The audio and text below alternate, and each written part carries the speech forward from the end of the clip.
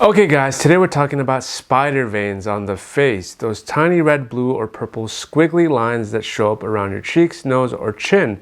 Medically, they're called telangiectasis, and while they're usually harmless, they can be super frustrating when they affect your confidence. The good news is that there are several ways to treat them, and today I'm going to break down 8 methods that actually work, from high-tech professional treatments to at-home strategies that prevent new veins from forming. Let's get straight into this, guys. All I ask from you is just to hit the like button down below. It tells YouTube this is worth showing to more people. So if you like learning about health from a scientific perspective in a calm and collected way, consider subscribing too.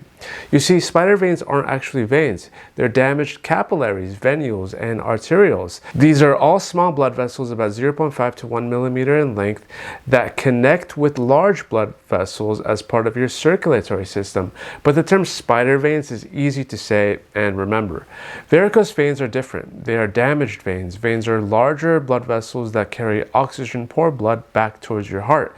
Varicose veins are usually larger than spider veins and tend to bulge outward from your skin. I just wanted to make that distinction early on, since I think that's important not to get them confused. Spider veins rarely ever cause symptoms, and people seek treatment really only for cosmetic reasons. But the thing is, many people who have spider veins also have varicose veins, and this is because they share many of the same causes and risk factors. So with that said, let's start with one of the most popular professional treatments, V-beam Prima Pulse Dye Laser. This laser specifically targets blood vessels under the skin. It emits a light that's absorbed by the blood, heating and collapsing the tiny veins without damaging the surrounding tissue. You'll usually need multiple sessions spaced a few weeks apart, but this method is considered highly effective for stubborn facial veins. What I like about the V-beam is that it's super precise and works best on smaller veins and redness, including rosacea related veins. I would say 2 to 6 sessions spaced 3 to 4 weeks apart, depending on the severity, is a good starting point. And the great thing is, guys, that there's minimal downtime too. Maybe a little redness or mild swelling for a day or two is all with this option. Next up is IPL therapy. IPL uses broad spectrum light to target blood vessels and redness. Unlike a laser that hits a single wavelength, IPL can cover larger areas and also address sun damage, rosacea, and general redness while shrinking spider veins. Again, several sessions are typically required for noticeable results. You'll usually need 3 to 5 treatments, and it works best on lighter skin tones because the light can be absorbed by pigment. IPL also has the added bonus of improving overall skin tone and texture, so you get a mini bonus while treating the veins. Then we have the ND-YAG laser. This is a deeper penetrating laser often used for darker or thicker veins because it reaches further down. It can target veins that other lasers might miss. It's very precise, so your dermatologist can adjust settings to treat even sensitive areas like around the nose. It's highly effective for veins that can sometimes be missed by V-beam or IPL, but since this laser emits light that penetrates further into the dermis, it really requires a skilled dermatologist because if the settings are too high, it can cause bruising or hyperpigmentation. Next up, we have the KTP laser, which is another professional option, excellent for smaller superficial veins on the face. It works by delivering light absorbed by hemoglobin in the blood, causing the vessels to shrink. Like the other lasers, multiple sessions are usually needed for optimal results. And unlike IPL, it's a single wavelength laser, so it's highly precise for smaller, more delicate veins. So if your spider veins are small, this can be a good option. Okay, now let's talk about at-home approaches.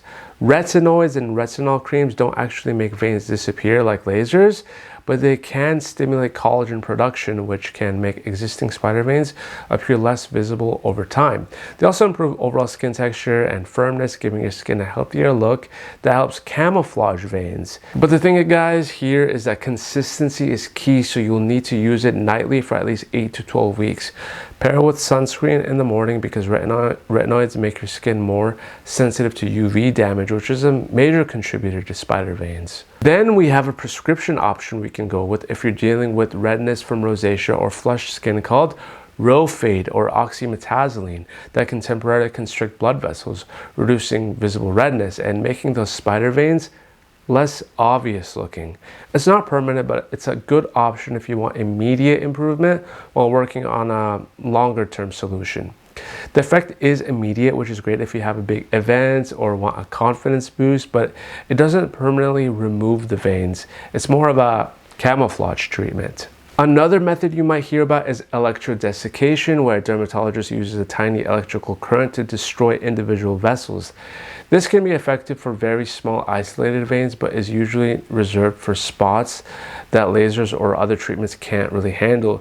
You essentially zap the vein, it then collapses quickly and the body absorbs the remaining vessel. Finally, prevention is huge. Spider veins are often caused or worsened by things like sun exposure, heat, alcohol, spicy foods, or harsh skincare routines. You want to use daily sunscreen. This is a non-negotiable. Avoid over-exfoliating or hot shower, and be gentle with your skin, especially around the nose and cheeks. These steps won't erase veins you already have, but they can prevent new ones from forming.